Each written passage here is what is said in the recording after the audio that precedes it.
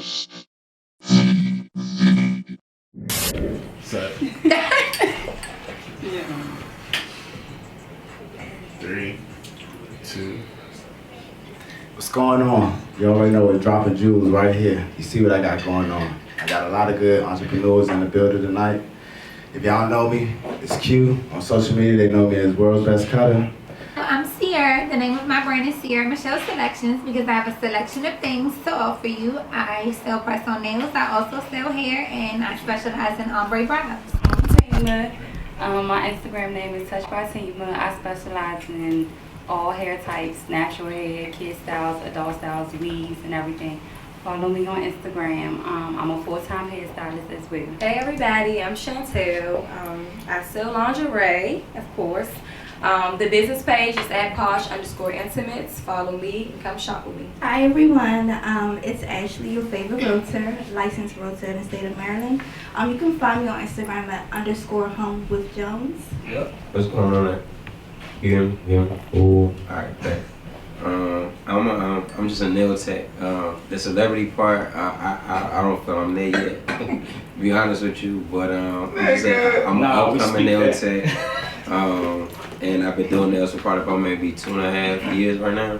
And that's all I do, you know what I mean? So hopefully that everything that we're talking about dealing with entrepreneurship will link back to nails so that we can go ahead and have some type of void to fill. But other than that, let's get it. My name is Chef Eric Jackson. I represent the Finesse Kitchen. I also represent the Ella Grace on 8th Street, 1421 8th Street, Northeast.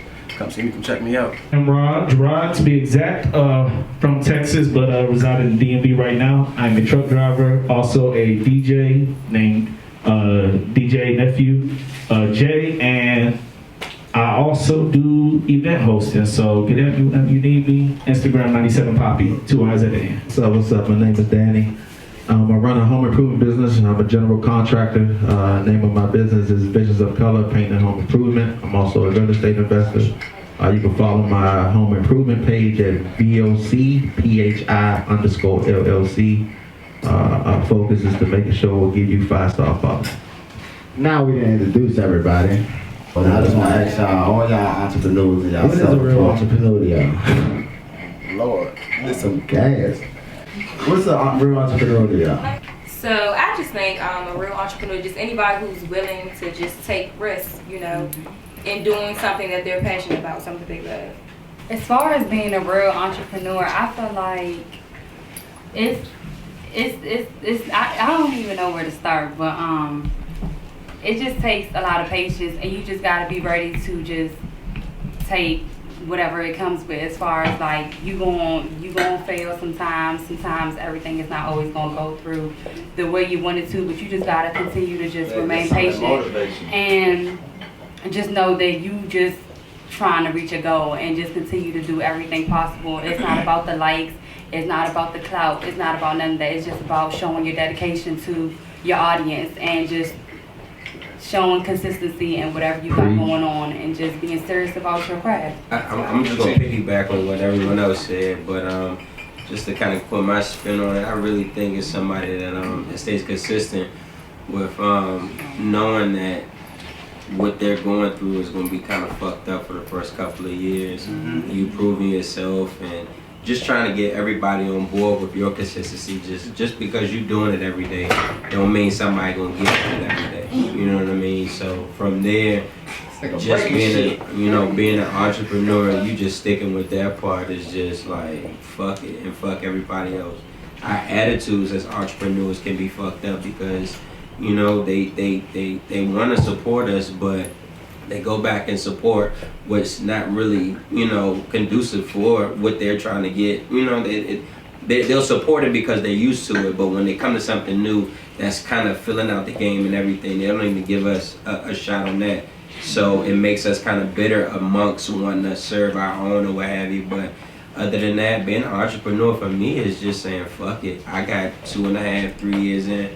I do it every day, and you could tell me otherwise. I'm gonna be humble and tell you, okay, but I'm gonna keep doing this. You know what I mean? Because I know 5 years down the line, it's gonna work. Because the bank, if I would have got a loan from them, they would have said, oh yeah, we need to see what you did in 5 years. But if I ain't gonna get a loan from them, I did it by myself, every day I'm gonna have that fuck you type of attitude, like I owe them money, so I owe myself just the percentage to just say, you know what, fuck you and everybody else, I'm gonna stay sharp on my shit. So, you know, y'all don't say, but yeah, I mean, entrepreneurship goes with a lot, and it comes with a rebel type of mentality, and as you can see, I'm sporadically going everywhere with this shit, but you're a rebel, and there ain't no rules. You wake up every day and you like, okay, I don't got work today, but you made a bag yesterday. So why you gonna stress the next day? You know what I mean? If you can make at least $100 a day, we can just run it off. That's 100,000. If you think about it, 365, 100. That's 300 and like do the math. You know what I'm saying? So if you can make at least $100 a day as an entrepreneur, you're doing fine. We stress ourselves because it's other things that we gotta be responsible for. But once we gauge it out and we get everything straight and we get a core for where our discipline lies for not spending on this day, splurging on this day and everything, we see the beauties of what it is for somebody not to tell us what the fuck to do. You know what I mean? So being an entrepreneur comes with a lot of perks, but just be prepared for that bullshit that comes with that shit. Yeah. That's real. I like to say that entrepreneurship is levels to it. You dig? Like, not everybody's gonna wake up and know exactly what they want to do. You know, if you do, then you're blessed to move on that path and get whatever is done that needs to be done complete. A lot of times, as everybody said, entrepreneurship kind of comes with trial and error. Everybody trying different things until you kind of get into the swing of things. I believe that everybody is an entrepreneur between 20 and 30. I like to say those are your fuck up years. You get to try whatever you want, and whatever sticks, you know you got that under your belt. That's anything. If you a good weed seller, if you want to make an OnlyFans, if you want to be a truck driver, if you want to do whatever, try it in your 20s. And if it worked, it worked. If it don't, you still got time to try, because you got 20 years in America to make your money to be able to retire. That's what they teach you in economics. 20 years and then you get to retire. Try whatever you want, keep it pushing, whatever sticks, sticks. Try and get it done by 30 at least. So that's my take on entrepreneurship. And it may seem like also, to piggyback on what you said, like, you know, and you just so focused, because me and my best friend had these conversations all the time, like, oh, we feel like all we do is work and we don't really get to enjoy our money and really turn up. And it's like, okay, that's cool, but, you know, right now we just focused on pushing our brand, but we at the right place in the right time. Like, we in our 20s, because when we in our 30s and everybody else is trying to figure it out, we gonna be living our best lives. So it's just, you just gotta be patient and just continue to push through and just don't give up no matter what. And one thing also, when it comes to entrepreneurs, I think that everyone should add to their, I would say, business plan. It's just prayer. Yes. Prayer is a big part of my business plan. I pray about everything. Any client I touch, I try to touch at least 10 to 15 people per day, whatever that means. But when it comes to my business, pray over your business. And just, that helps. Yeah, to piggyback on what she said, like I'm real big on manifestation. Like I do that a lot, 24/7. When I wake up in the morning, my prayers, like, because I believe in, you know, spiritual stuff differently, I pray to God, I pray to the Lord, and I also pray to the universe as well. So, but I have daily talks with the universe. All day I be talking to myself in the car, I'm thinking the universe, you know. So, and I research a lot, so, you know, my beliefs sometimes are a little different from other people's, because I always go a little deeper than what we see on the media or TV and stuff like that. So, as far as the entrepreneur part, like I've been in the home improvement business now for about maybe 12 to 13 years. It took me 3 years to kind of get the ball rolling. And in those 3 years, I was getting like, it was some depression times in that in the beginning, because I didn't feel like I was making enough money, or it wasn't happening for me at the rate that I wanted it to. And then I was also an engineer for hotels in DC. But one thing I always hated was clocking in for somebody else, especially taking order for somebody that don't know or can't do the work that I'm doing. I always had a problem with that. And so my mind will always go into like a bigger space, like the person that owns this company or that I'm working for, is how they got to where they at is human nature. So I always look at it like, I can do that too. So I just, you know, I took some sacrifices and just took the entrepreneur part full time, but I said the same effort that I give the 9 to 5s, I'm gonna make sure I give myself 10 times double. So I started researching and reading and up late nights. Some nights I couldn't go to sleep. And I was just always trying to, perfect my craft. And then I also had to realize at one point, I wanted a lot of occupations. Like I wanted to be an entrepreneur in so many things because I'm very versatile. So then I realized that I think at some rates I probably was moving too fast. And at one point I had to realize I need to pick one thing, master that, and then let that open the doors for other things, because it was just, I was all over the place. And people used to tell me like, oh, you got to do it this way, you got to do it that way. But you don't really know anything until you learn for yourself. But the entrepreneur part comes with a lot of discipline. Prayer, like she said, manifestation is what I do all the time, like I said, and just always believing in it. And then a lot of times for me, like I have employees that work for me, but sometimes in the beginning, that money that they're getting weekly or bi-weekly, you don't necessarily get that in the beginning. You may not get paid until the back end, until you get your business going, but that comes with the sacrifice. So with that, I'm basically saying don't give up and think that it's not going to pay off, but it gets to a point where it's like clockwork, where you really don't have to work no more. You're just managing your business to make sure it runs so that you can see a profit. So don't stop, don't quit, keep going. You would like to say goals of entrepreneur, getting it from the mud, going after what they believe they have passion for, prayer over their businesses and things like that. But a lot of times for younger generations coming up, you get to see the glamour, especially in the social media world that we live in today. You see people traveling and all that stuff. I don't think people get to see what it really means to get it out the mud. When you stuck in that position where you trying to run your business and shit kind of just, it ain't sticking. So what would y'all say is some of the difficulties of being an entrepreneur? Because that will also show people where the motivation is. I say the main thing, my priorities, my lifestyle. Well, tell them what you do first, and then tell them what was difficult about you going into your business. What was some of the hardships? Because I mean, I done known you for 10 years, so I done seen the growth, but I may not necessarily have seen the hardship. So explain to people what hardship may look like, because sometimes that can kind of bring people down and make them not want to do what the fuck it is that they're trying to do. I got something you can relate to, because we had some talks. So to put you in the mind frame for you to answer that question, when it comes to your overthinking, how did you overcome it for you to left from where you was at Coley's to where you at now on your own? Talk about that transition. Man, that's about,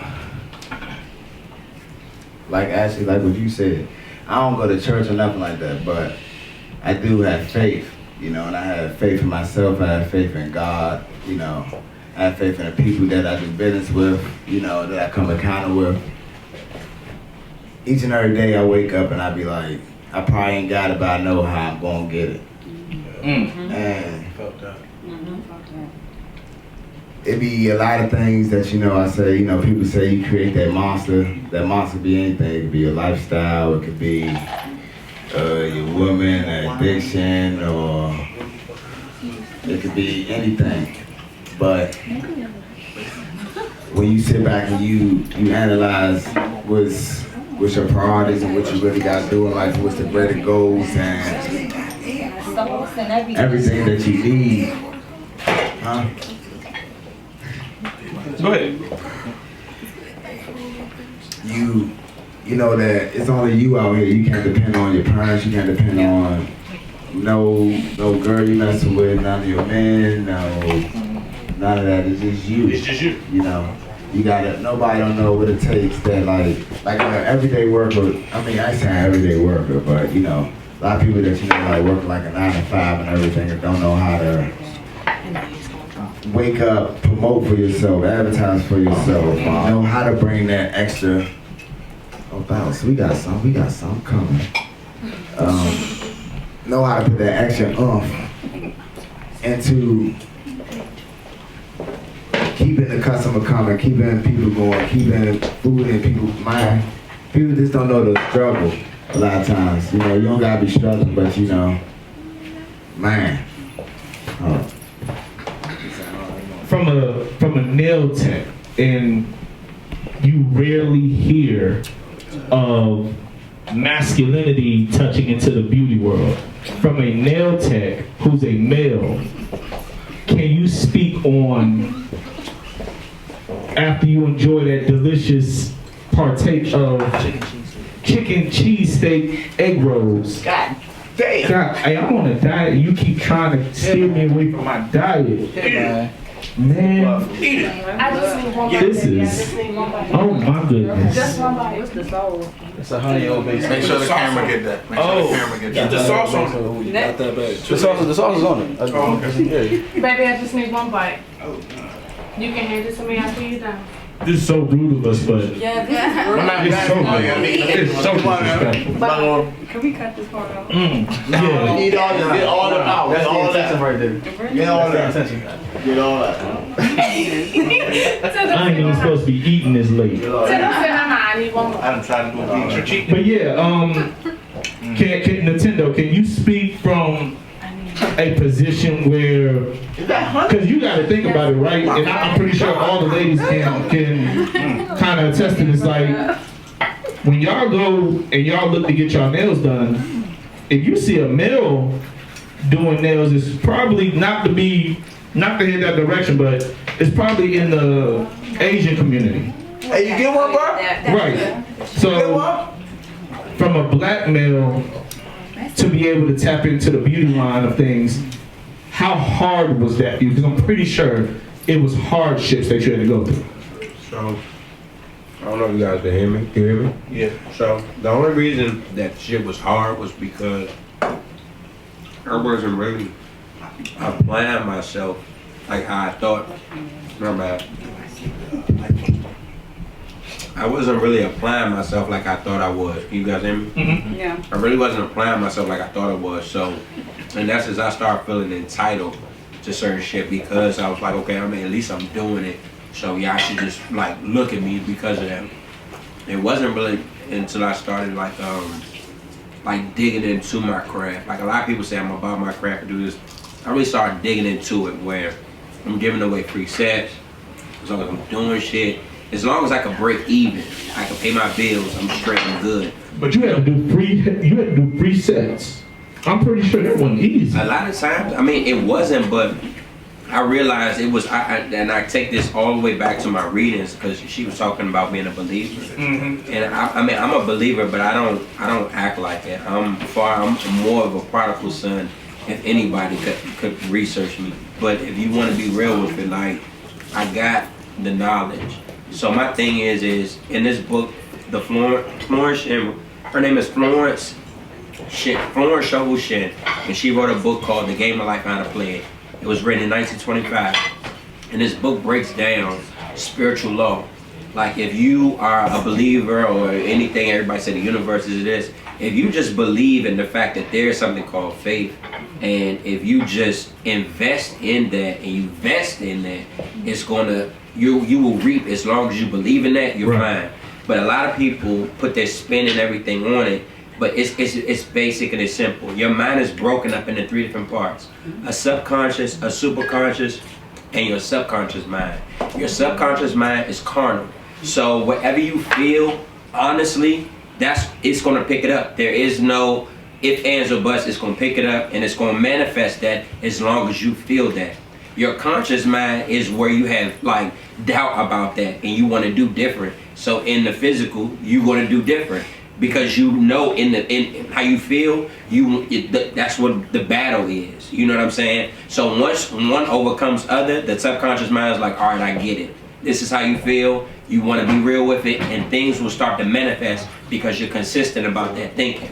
Now, when you talk about the superconscious mind, that's people like what Q was talking about, where I'm the world's best cutter, period. You could see it in his hashtag, whatever.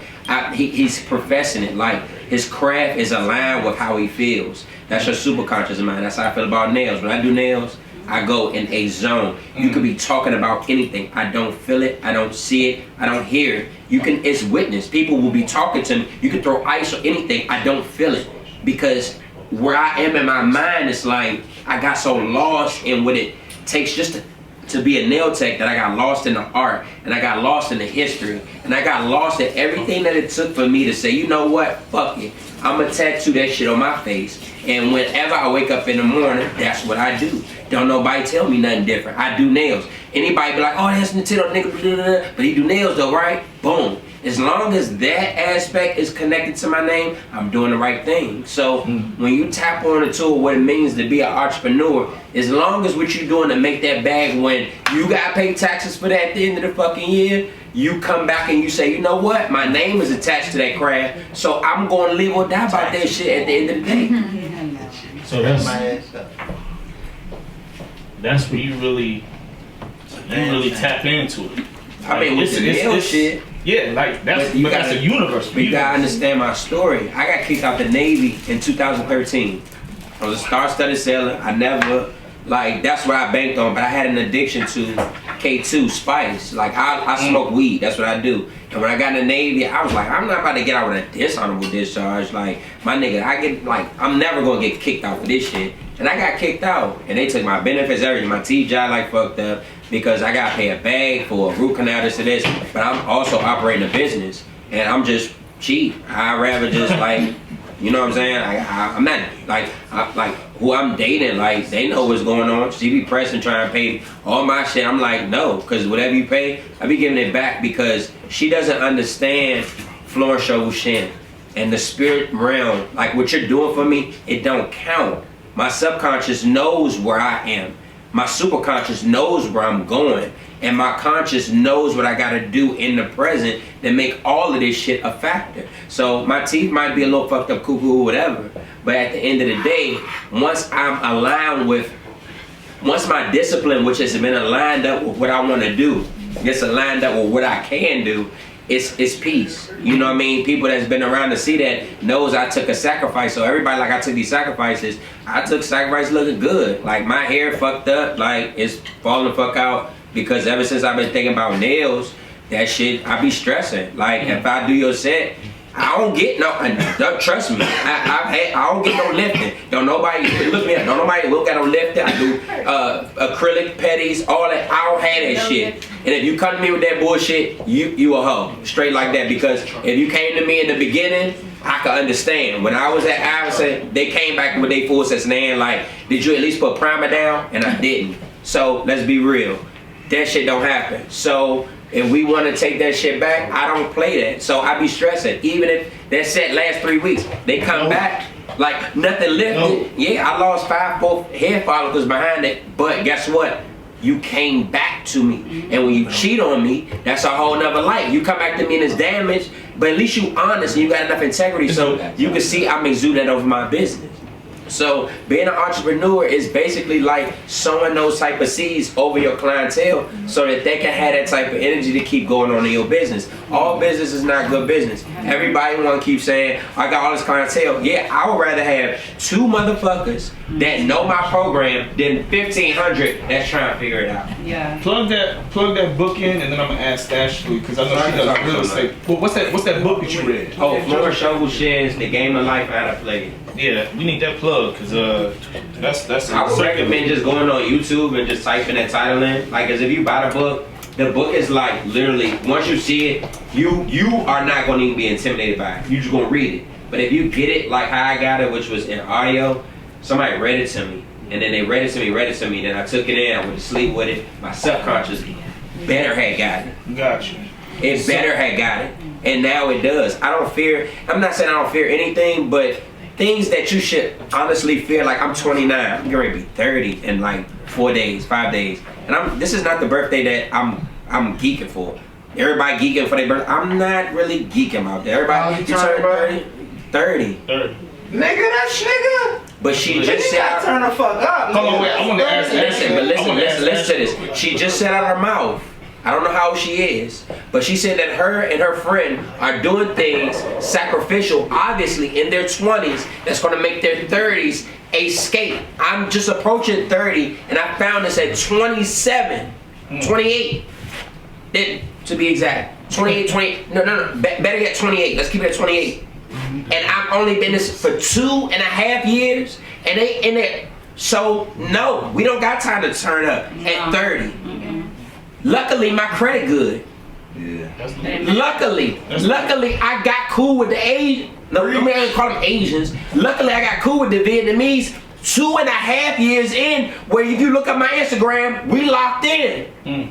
Whether you don't know what I'm doing. All they know is I do nails. Whether I'm selling acrylic or not, that ain't their business. Because I treat this shit like that. Because if they knew where I got the money, the average nail tech, if you start seeing where they get their money from, I'm in nail school. Okay, let's tell my story. Period. I got the floor. Breathe. I got the floor. Breathe. In 2013, I got caught with synthetic marijuana, high as hell. And let's just say they kicked me out the military. Fast forward. 2.5 months later, me just being on the ship, just whatever, they finally released me. I got a little money in my account, and what do we do with that? We take it to my ex, well, we take it to my girlfriend at that time. I pull up on her, come to find out, I was like, damn, you really doing that college shit? Who this nigga?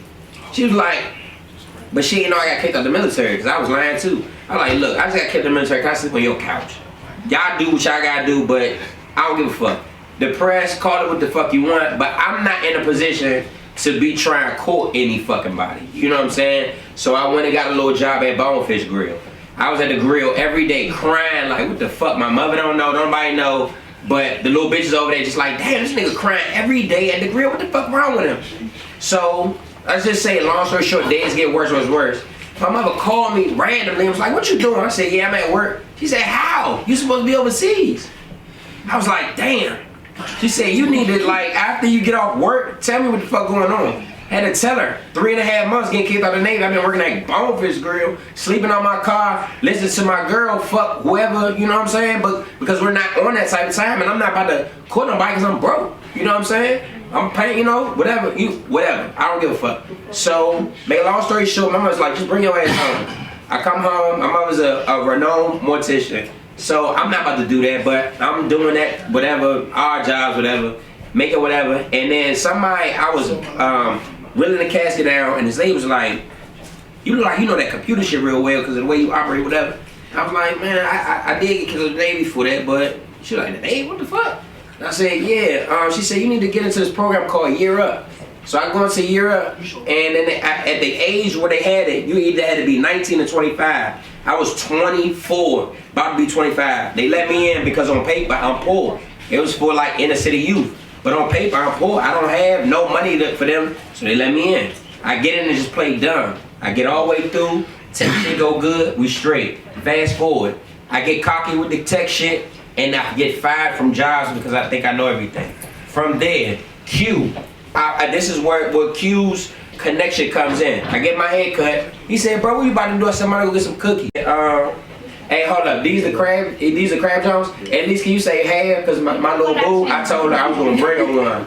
You know what I'm saying? She don't eat meat and shit. She like, wherever you gonna be at, just bring me something. One thing. Can you really bring me a half of one of them jones so she don't fuck me over? Nintendo. Alright, but we will keep We've been rocking with you, but we gotta get a floor to we gotta roll it out. We're gonna come back to you, nigga. We know what you do.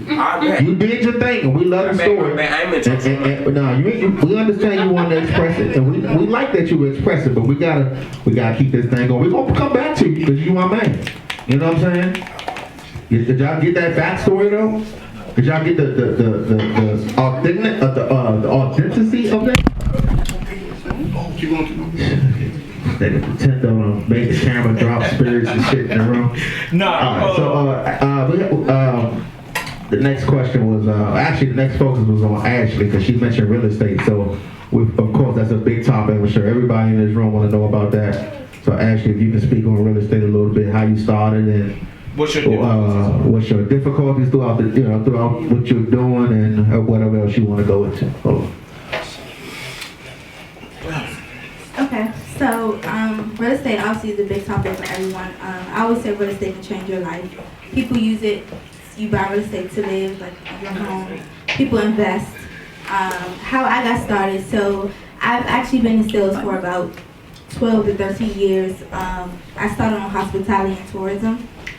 So I was doing that for so many years, and I noticed that I wasn't making any money. Also, the employer that I was with, I was so good at what I was doing, they never wanted me to grow. So I was there for 12 years, which is something you should never do. So I made them thousands and millions of dollars, like crazy amount of money, and my salary was little. My commission was little. One real estate transaction, it could be half of my salary that I was getting at the time. So I just started studying. I found that sales is something I'm good at. Like, I can sell things. So I got interested in real estate, and I finally took my course, which it wasn't easy for me also. I failed my course 3 times, and I didn't stop. I failed it, and my best friend knows. Because I would stand up late, like I was crying, like it was just like something was kept bringing real estate back to my attention. Even when a year go past, I'm like, I'm not gonna try it. Then it's something, I would meet somebody, or I would see it somewhere, it would bring it back. So I finally got my license, and now I'm affiliated with a broker, and now I'm actively selling real estate. The challenges of real estate is, if you're not selling a house, you're not making any money. So it's no income. You have to go get it. It's not, real estate is not for the weak. We all say, if you meet any realtor, they're going to tell you, real estate is not for the weak. It's moments, you can be up for a month, 2 months. You can have 2-3 transactions and have no transactions. How long did it take for you to, once you got in it independently, how long did it take for you to sell your first property? I would say about 3 months. So what I was doing before, that's quick though. That's but quick, a lot of people, I guess a lot of people think when it comes to real estate, like you see so many people talk about it, and the way they talk about it, they be like, oh man, like this is it. Yeah. And that can make a person who has no clue what the hell they about to get into, they think they can jump into it. So that's why I wanted to ask how long it took. So what you see, like what I did was I started following a whole lot of realtors.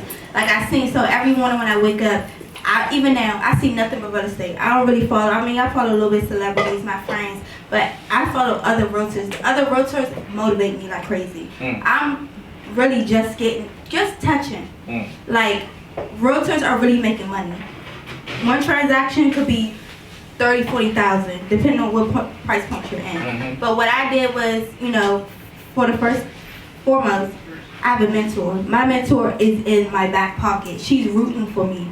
So I would say just if you're in a field, don't be afraid to reach out to people who you see doing good in that field. I reach out, I jump into my DM. Hey girl, hey, you're a realtor, you see that's link. Let's talk, because you want to have your circle. I want my circle with the people who sell millions. Because I'm going to be selling millions in Maryland, DC, and Virginia. That's real shit. So it's hard. It's really, real estate is hard. It takes a lot of dedication. That's why I said a part of my business plan is prayer. Like, I literally like, God, please.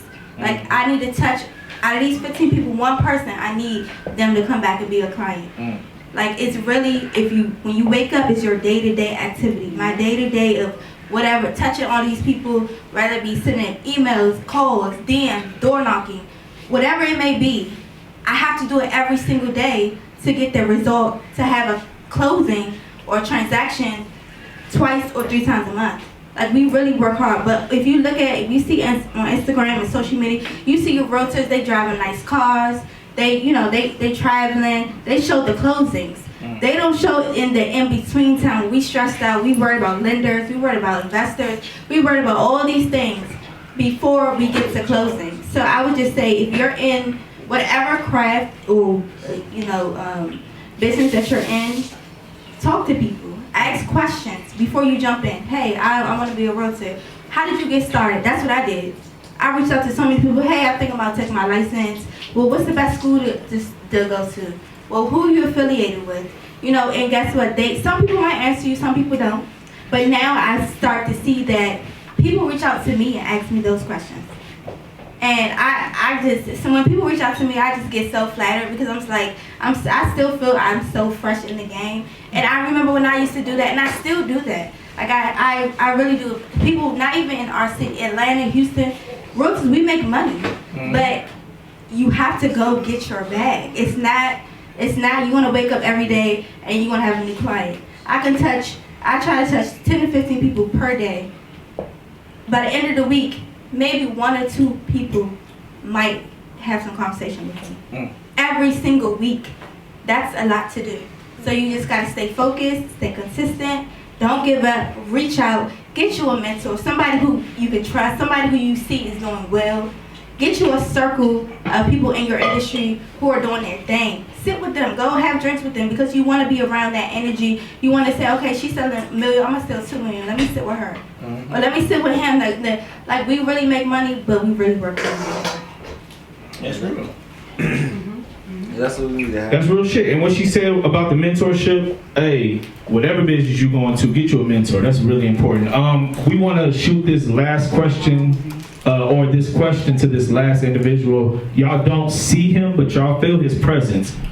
We feel his cooking, all right? We feel his food right now. So we just gonna let a real chef who's doing his thing. I got a chance to chop it up with him right before we started, and this man got big moves coming along. So I just wanted to ask Chef Eric Jackson, what exactly were some of your hardships? We tasting the good shit, right? The fellowship of how good the food is. What made your journey to this point difficult? And he got an assistant. That's one. Damn, boy, she doing her thing. To answer that question honestly, my biggest hardship was myself. If I'm not mistaken, like I would go to a restaurant, feel like I was the shit. 3 months, I'm fired. Off of attitude, not because of passion, not because of I'm doing too much, because of they don't like me. It's attitude. I walk into another man's kitchen, another chef's kitchen, and tell him I'm the chef. It didn't work like that. Same token, I learned a lot from each chef that I fucked over. You what? I learned a lot from each chef that I fucked over. Being honest, and as a man, I've reached out to every last chef before I got to this point. How did you fuck him over? Break that down just a little bit. Just a little bit. You don't got to go into detail, but just a little bit. That's the question of the It's simple. century. It's simple. I would walk into his kitchen, act as if I'm the man, not be the man. Talk to people, talk to the patrons of the restaurant as if I'm junior sous chef or I'm the sous chef of the restaurant, and I wasn't. Feeling that I was, or feeling I deserved the position that was open at the time. And that's where I fucked up. That's where it took me 3 years to get to where it really would have took me 1.5 years because of me stunting my own self. Once I learned that, got under some good chefs again, told them exactly what I just told you guys. They took me under, and now you got a whole dog. I'm a beast at what I do. I've always believed in myself, but I believed in myself the wrong way the first time. You gotta stay humble. You gotta stay true to it. Like you actually have to understand when they say get it out the mud, you gotta get it out the mud. You gotta do the hard work first. You gotta be a dishwasher. You gotta be a busboy if you want to work in a restaurant. Or when it comes to anything else, and for hold on, running back, you need a fucking mentor. Yeah. Because if it wasn't for my mentors, I would still be that same arrogant fuck that wasn't learning nothing. That's real. And now I'm about to serve these honey Old Bay wings. Well, we're gonna get into that. And then chili honey. All right, well, y'all heard that from the man himself. We in here eating his food, so we living good. I think everybody can agree on that. But we gonna transition this just a little bit. We gonna still stay tied into entrepreneurship, but a lot of times people don't really talk about how entrepreneurship can drift into their everyday lives, their family lives, their relationships. We have an individual who do hair. We got somebody who does a home improvement, nails, lingerie. My man is in the shop constantly. If I pull up, I know he's there. So a lot of times we kind of let our business run our lives. And that can slowly but surely dip into relationships and family ships. So who in here has a family or a relationship? Just raise your hand. Well, I got family with my son. Okay, you got a son. Fatima, I have 2 kids. So you have 2 kids. Fatima, tell me what your business and how you are as an entrepreneur, how does that drift into your everyday life of family ship? And I'm gonna take the mic away. We are just gonna chop it up right now. The other mic went there, so we're just gonna chop it up. So use your outside voices. Well, it's hard and it has its moments. I have 2 kids. My daughter's 3 and my son is 8. And I'm a full-time mom and I'm a full-time hairstylist. So I have my 2 kids and I'm working. I start my clients at 6 a.m. and I usually don't be done till like 6, 7 o'clock. So imagine dealing with clients in and out, and then I have my 2 kids and my son is doing virtual and a 3-year-old. Granted, my kids are very well trained and they, act accordingly, but it's still just, just when I'm done working and my body is tired from standing up doing hair all day, I still have to be a mom. And, currently my fiance is incarcerated, so I'm by myself and trying to take care of 2 kids, working and making sure they're straight. And it's like when I'm done working, I can't just go relax and just do nothing. Like I have to make sure they're fed and bed and everything. So being an entrepreneur and being a hairstylist, a full-time hairstylist, and working long hours and your hours fluctuate, it's a task. But they see what motivates me every day, and I get a little emotional, but like they see how I grind. Like my 3-year-old is like, "Mommy, you have another client?" Like, like they see the hard work and dedication. Like they see literally. So one thing I can say that they're gonna grow up to know is just like you have to work hard for whatever you want in life. These nice things you have, these clothes, these material things, that's just material. But like your space, just where you live, like I just try to make sure and just show them like I don't got nobody to go ask or somewhere to go pick up the money. I have to work every day and get up every morning and make sure I get it, like grind for it. So yeah. It's Chantel, right? Chantel, you do lingerie. You sell lingerie. I'm pretty sure there are constant people coming to you, but I'm also pretty sure that you have to show off your product. Like you're doing tonight. Have you been in relationships where your business has stepped into your relationship where it may be some type of confusion on how you promote your business? No. I was in a relationship, but that was before, me starting my business, so no. That's just no. It had nothing to do with, so you telling me selling lingerie ain't gonna mess up? I mean, well, listen, so I have a friend now. We're not, serious yet, but you just have to get you somebody who's secure with themselves and secure with, having a, and support. that too, with a maybe attractive or good looking woman on your side. You have to be secure with yourself. Yeah. You know what I'm saying? So if you, I don't You think know. you're gonna run into it? I was gonna say. The last person, I didn't want to get onto it, but the last person I was dealing with, he was not secure with himself. You know what I'm saying? So his insecurity started to, You can't throw his Instagram out there and say, has he grown since then? We don't know. I don't think so. But he's with who he need to be with. But I just think it's very important to find somebody that's rooting for you. While you taking pictures, you have that man, whoever you with, I'm like, Rue, you want taking the pictures for you. Right. Just get with somebody that's not a hating ass nigga. You know what I'm saying? That's all about you, that's for you, you know what I'm saying? And, Have y'all all dealt with a guy like that in y'all line of work? What you mean? What you mean by hating? Like, what's a hating? somebody who, Like, what's a hating ass nigga? I feel like the last person who I was dealing with, he was intimidated. You know what I'm saying? It was sad, you know what I'm saying? Was he intimidated by the money, or was he intimidated by your line of work? Just me in general, and my potential also. So I felt like he couldn't handle that. A lot of guys, they want a quote unquote bad bitch or somebody that's on her shit, or independent women, a boss bitch that's getting her shit on her own.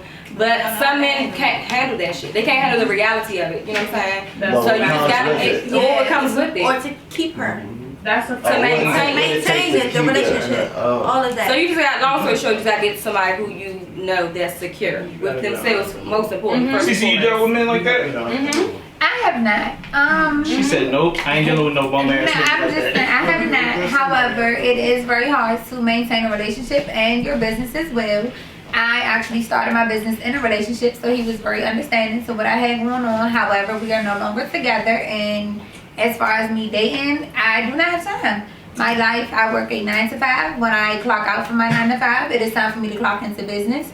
And I do not play. I have a schedule for myself. I have a certain amount of nails that need to get pushed out a day. And I cannot go out with you until I am done. So then if I have orders coming in on Instagram and online, guess what? They have to get filled. I'm sorry. We can't go out to eat. We can't go to the movies. We can't do none of that until I get done. Or we might have to move into the next day. What if there's a guy that is willing to say, okay, she has a schedule like that, but I'm willing to fit myself into her schedule. And I'm more than happy for you to do that. Because you know what? Instead of us going out to eat, bring dinner over to the house, you're going to help me buff these nails. I'm going to paint them and we're going to get busy. Like, so you need somebody who actually will work beside you. Yes, you're going to have to work alongside of me or you're just going to have to wait until my off days. I'm sorry. I'm trying to balance it. I'm a work in progress. I ain't got this just yet. But I ain't going to lie, it's still going to be rare. It's still a rare situation. No, for real. I don't have time for that shit. So it gotta be all about you. It's not about that. It's not about No.